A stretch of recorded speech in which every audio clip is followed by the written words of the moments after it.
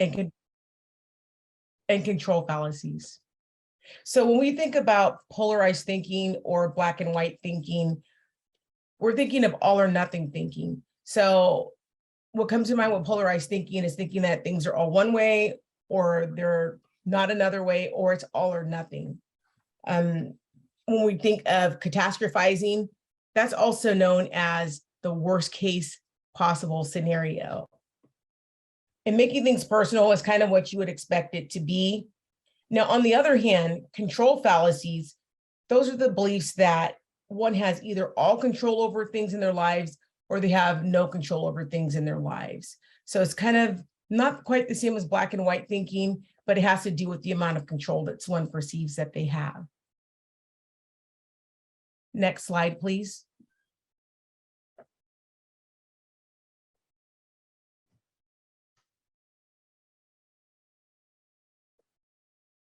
So here's some examples of individual stressors. Some examples. Catastrophizing. So let's say that you receive a less than favorable performance evaluation and you believe that your employment will be terminated.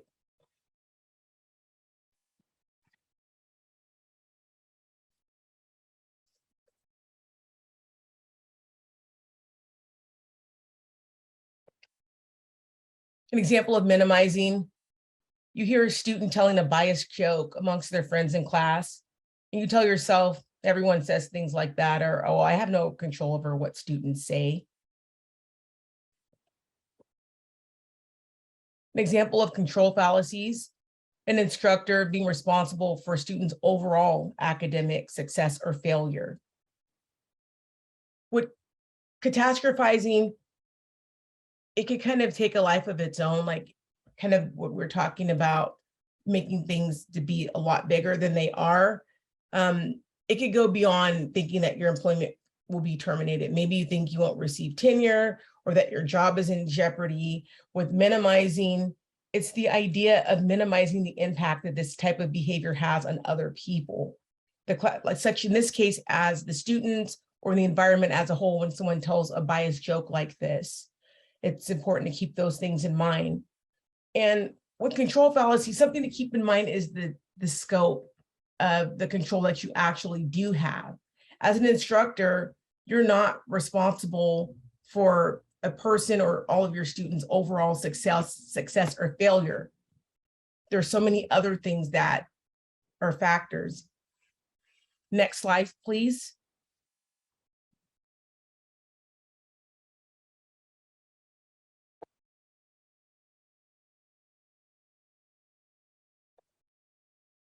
So as we're looking at these stressors, we want to look at what's called the ABC theory of irrational thinking.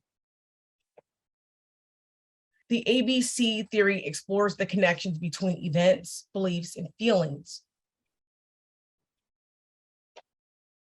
So you have A, your activating event.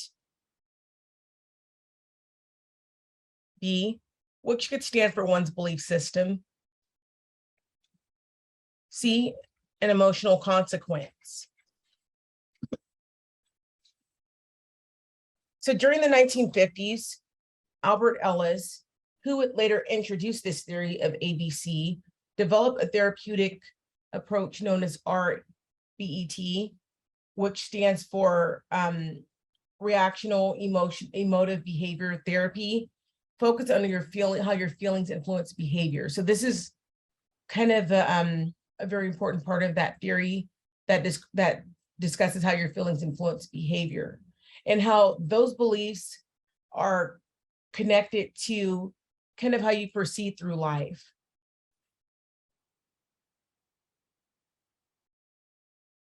Next slide, please.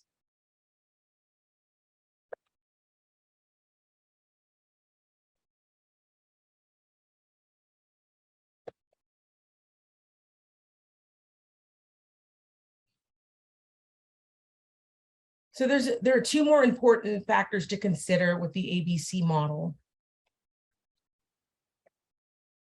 And these two key components to challenging these cognitive distortions are the D and the E.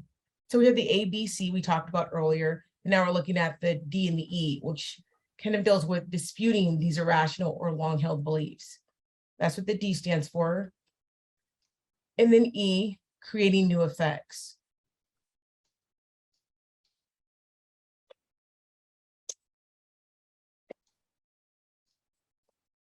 And again, these are pretty straightforward. Next slide, please.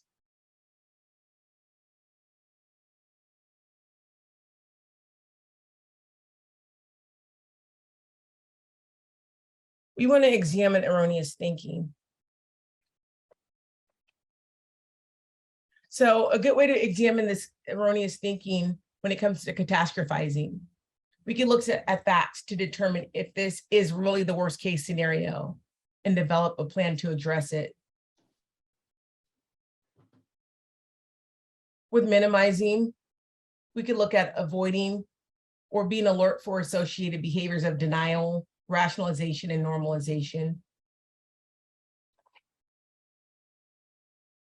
And with control fallacy, identify variables that are within your control. And here's some things that I wanted to kind of look at.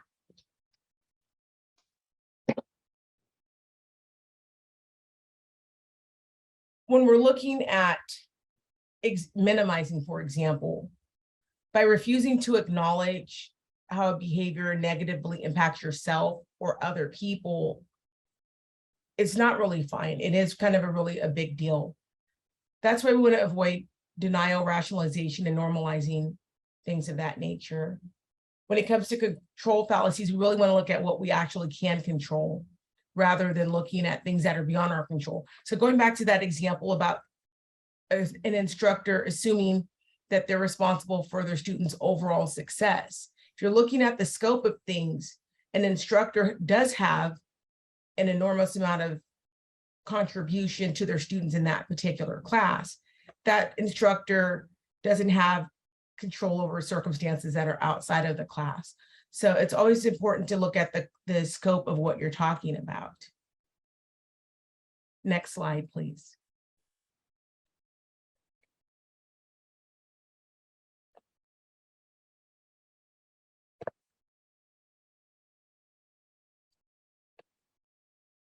Now we're going to look at environmental stressors. Environmental stressors: death, divorce, traffic, parking, relationship difficulties, school, and work. As mentioned previously, these are things that are all beyond your control. These are all things that happen outside of us. So when we're looking at internal stressors or individual stressors, we're looking at things that occurred inside of us. With environmental stressors, we're looking at things that occur outside of us.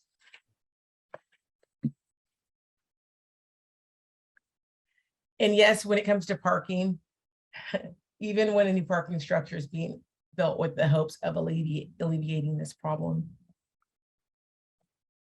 Next slide, please.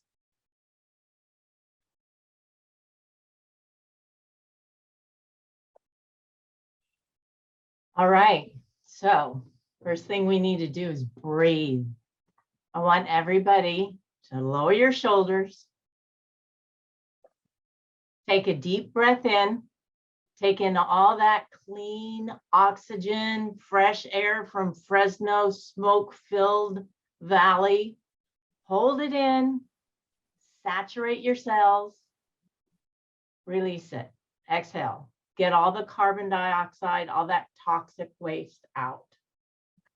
Again, breathe in through your nose, make it a big abdominal extension. Hold it in and let it go. One of the ways that we need to practice some de-stressing is taking that deep breath daily. It's going to help build our oxygen levels, our carbon dioxide out, really resulting in our body doing a little bit of more homeostasis. Do we have somebody doing the PowerPoint? Actually, I'm doing it. I'm sorry about that. I was just trying to fix the view. Just give me 1 second and I'll. Sure, thanks. Okay, you're welcome.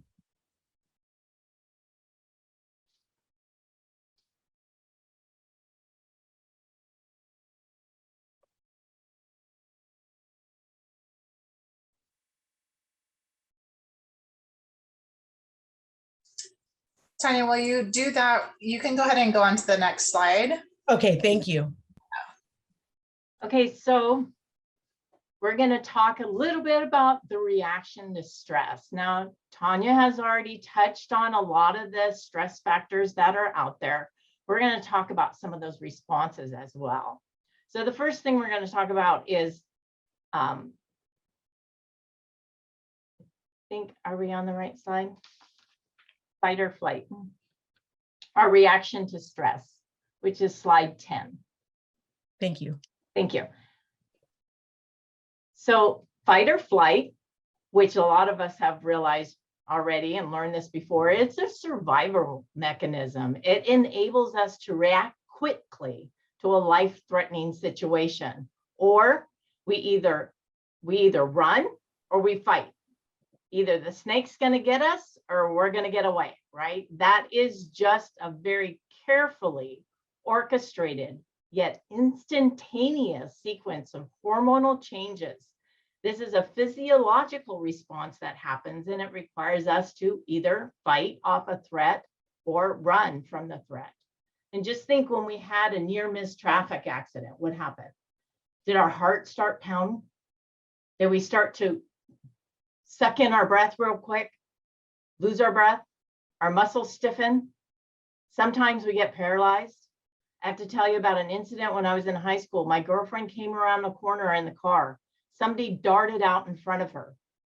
Did she slam on the brakes? Not right away. She was paralyzed. She was so shocked. About 10 seconds later, she threw it in park and the woman fell off the car. She was not injured, but that was an immediate response that she just went into paralysis. Your brain stops thinking sometimes. Our next thing we want to talk about is comprehending the impact of our chemical and physiological response. Not yet. The chemical and physiological response is our body's reaction to some type of stressor. And through the years of research, information that we've gained show that there's a long-term effect on the chronic stress that happens in our body, physical and psychological stresses.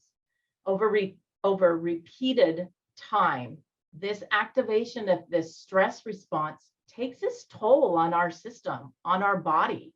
That chronic stress contributes to high blood pressure. It can promote the formation of artery clogging deposits in our system.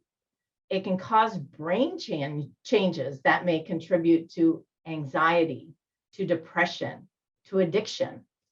So there's further research that suggests that chronic stress can contribute to obesity, both through direct mechanisms, such as causing people to eat more, or indirect, which is causing people to decrease their sleep and exercise. All of those can contribute that. I kind of think of the freshman 15. We've all heard of that when they start school, a little bit stressor and pounds go up. The other thing is, how do you know when you're experiencing stress? So what does that look like? At what point are those life-threatening events going to impact you? What are those triggers? What are those reactions that cause us those stresses? And unfortunately, we can overreact, such as traffic jams, what Tanya had mentioned before, work pressure, family difficulties, in much the same way. These chemical and physiological responses will continue to run their course in our system, taking its toll, unless we learn to slam on the brakes. Just think about a train running full speed. And if you don't learn how to use the brakes, we're going to be a train wreck. Next slide. So I would like you all to do a little exercise. If you can get a piece of paper out for me, and I would like you to create 3 columns. And we're going to work on the first column. And I'd like that first column to be labeled signs of stress. I'd like you to think about this. When you experience stress, what do those symptoms look like? And write that down in that first column. What do the symptoms look like when you know you are experiencing stress? For me, my shoulders get tight. They get really tight. So I do a lot of rolling of my shoulders. I want to Tootsie roll them back. I'm sure you can think of at least 3 to 5 of what that looks like when you get stressed. Some people might eat. Some people might sleep. What are the things that your body does? And remember too, physical stress can be experienced physically, it can be experienced mentally, or a combination of both. All right, so hold on to that piece of paper. Next slide. So now we're going to talk about dealing with stress. So some of us have superpowers, right? We have our Superman vest and those bullets ricochet off. Or if we like, we're Wonder Womans and we have those ricochet bracelets and we can just, knock those stressors away. I don't have such superpower gears, but if you have that, you go for it because those are like great to have. But for some of us who don't have that, we're going to have to deal with some of the stressors a little bit different way.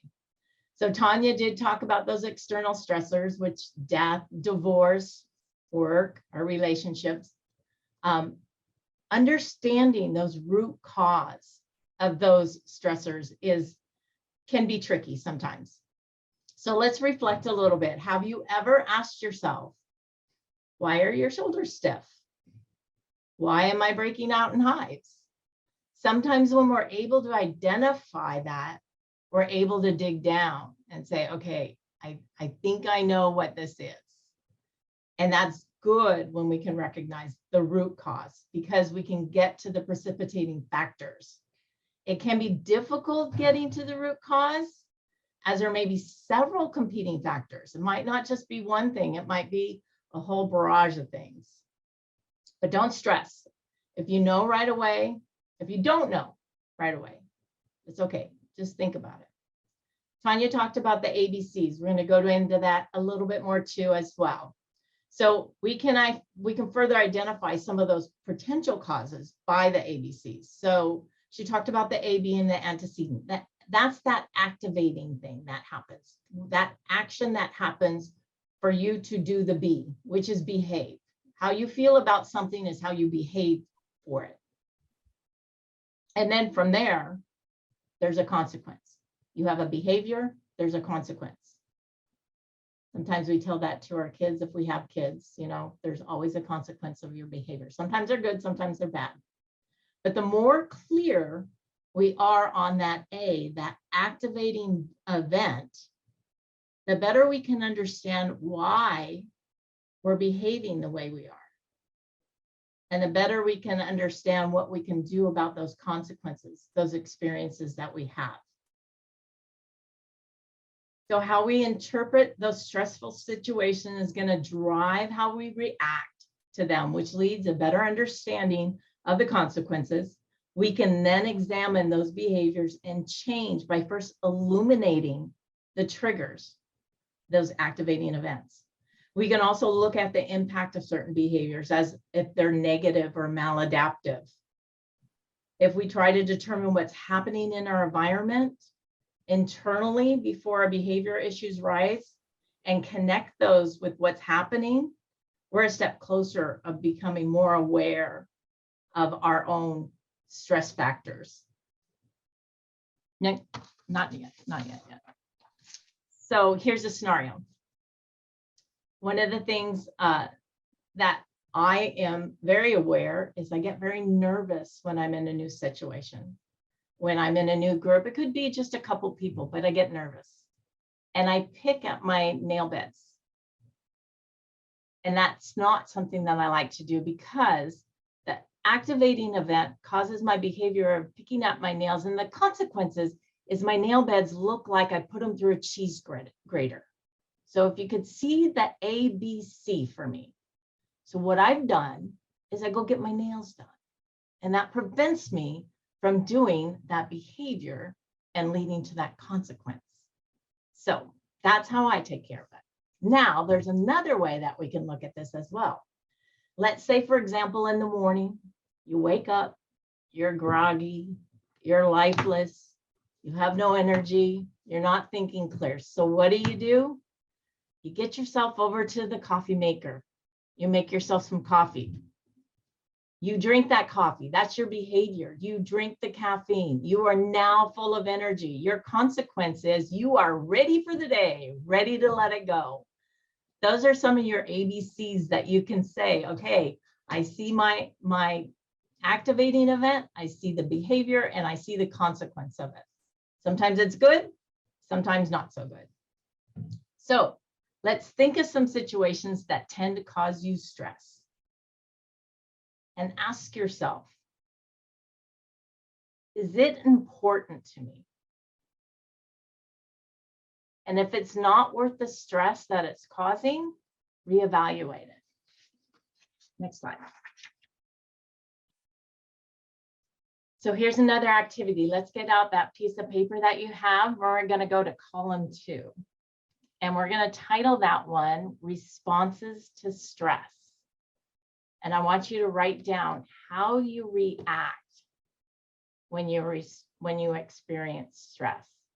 What behavior do you exhibit? Some people get angry. Some people shut down. Some people pick their nails. What behavior do you do? What's your go-to? Some people eat. Write a few of them down that you know that happens, because we're going to come back and look at that as well. Okay, next slide. Now we're going to move to the fun part. So we're shifting gears. We're talking about what brings you joy. And why do we shift to this? Positive thoughts. Positive thoughts are so important because when you start squashing the negative and that chaotic chatter that happens in your head and replace it with those positive things, those positive thoughts, those positive action, our brain gets triggered and it creates a sense of calmness, relaxation. It's a physiological response in your brain, that chemical reaction. When you think of things that bring you joy, what are those? Those are the places where we want to go. That's our happy place. That's where we want to strive to be. The next slide. We're going to bring out our paper one more time. And in our third column, we're going to write down what brings us joy. There's got to be lots of joy in our life. It could be as easy as taking a walk on a beach or engaging in a conversation that makes you laugh. I love laughing. It could be reading a book. It could be being creative, baking or cooking. I call this column filling our toolbox. The more we have in our toolbox, the more things we can pull out and use. All right, next slide. So taking control is the way that we can be proactive in alleviating our stress. So let's look at the things that help take us control and help alleviate stress. Those things are exercise. We can do it before or after work. It's creating a gratitude journal. It's doing things that make you laugh. It could be meditating. Could be making sure you get enough sleep to fuel your bodies, eating healthy, or taking a break just to rejuvenate, clear your head, and come back refreshed. Now, the important thing about all of these things that we're saying alleviate stress, some of them don't cost anything. It could be as simple as riding a bike or going for a walk at Woodward Park or driving the Blossom Trail. Or I have a 104-pound dog. Anybody is free to come and walk him. No problem. I will not charge you to come walk my dog. I also reflect back on when I traveled to New York. You think, oh, it's expensive there. Central Park is free. Staten Island is free. Staten Ferry is free. You could see the Statue of Liberty when you go on that. Going into Times Square is free. And Macy's, that's a 3-acre store. It still has the wooden escalators in there. Lots of stuff to do. Now, if you buy stuff, that may be not so free, but there's still lots of stuff in Fresno to do as well that are free. There's even websites that you can look up. Filling your toolbox with things like this will help alleviate some of those stressors. Next slide. So the next thing we want to think about is putting together an action plan. And those action plans will address our physical, emotional, our mental, our social, and our spiritual side. So in the physical, it can be experienced by fatigue, insomnia. But how do we counteract that? Our behavioral responses can be fidgeting or drinking or smoking or overeating. And how do we respond to that in a more positive manner? Our emotional anxiety and nervousness. And how can we respond to that and change some of our actions on that? Some of these experiences do not address the cause of our stress, but it's our response to our behavior and then our ultimate consequence, those ABCs. One thing I want to note here is drugs and alcohol or binge eating do not reduce stress, but instead they can exacerbate them. This reminds me of date night that I had last Friday night. My husband and I went and we had shots. I got the flu shot and he got the tetanus shot. Different kind of shots, but we were taking care of ourselves. It's a little spin on it. We have everything. Now I want to take you to take a look at your paper. You have everything you need in those 3 columns to make an action plan of how to do some self-care. We've identified signs. We've looked at our responses, which is our behaviors. And we also have a toolbox full of what makes us happy, those joyous things. And having a self-care plan is going to create homeostasis for us. And it's going to get us on the road to taking control. Next slide. So here is a sample of a self-care plan. You can create it yourself. You can use whatever line you want to fill in. You can add more. It's up to you. You know the areas that you need to take care of, and you know those activities that will allow you to take care of those needs, whether it be physical, whether it be exercising, or emotional, doing some meditation, whatever it might be. You've got the tools in the paper that you guys just put down in those 3 columns. And as we're planning, ask yourself, next slide, what's going to get in the way? Because it will. Next slide. We all know Murphy's Law. If anything can go wrong, it will. Next slide. So this is in honor of the Queen. This just reminds me of her taking her car on the road. And just like the car, your body deserves to be cared for. Otherwise, it won't run. It requires some work, including committing to your self-care and practicing those things. That's what's going to fuel us. So exercise, diet, sleep, they're all at the top hierarchy of our needs. I also like to add laugh because that changes the chemical reaction in you as well. These are the foundation of this little car getting to its point. The body fuel, just like the car, in order to run, it needs gas. In order for you to run, it needs good food. It needs good tires, just like you. You create a healthy body with exercise, it's gonna run. And you need your battery charged, which means making sure you get the rest, the emotional regulation, and anxiety management. And by implementing these daily habits, we're further down the road to a better, healthier self. Your body is going to get you to your destination, but it requires care and maintenance to run well. And that's what I want to leave you with.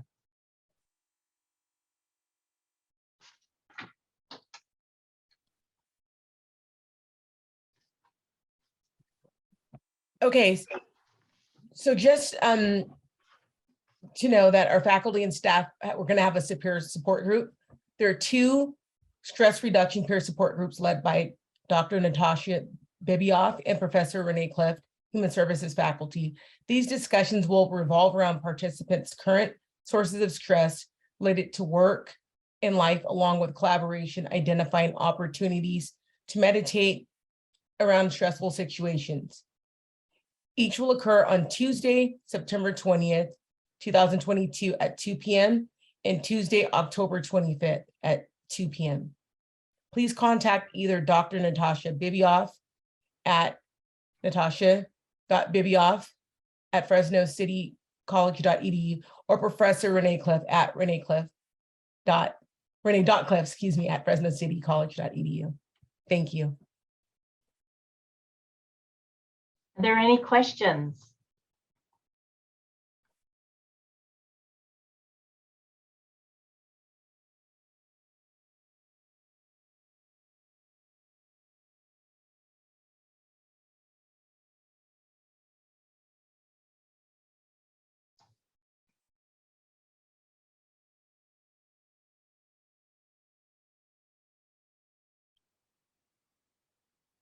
Anything we could clarify at all?